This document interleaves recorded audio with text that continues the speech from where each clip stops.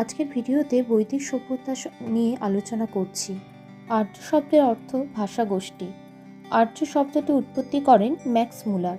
Max মুলারের মতে আর্যদের আদি বাসভূমি ছিল মধ্য এশিয়া। বিজি তিলকের মতে আর্যদের আদি বাসভূমি উত্তর মেরু অঞ্চল ছিল। ভারতে আসা এই গোষ্ঠীটি প্রথমে বর্তমান সীমান্ত প্রদেশ এবং পাঞ্জাবে বসতি স্থাপন করে। তখন এটিকে সপ্ত সিন্ধু অর্থাৎ 7 নদীর অঞ্চল বলা হতো।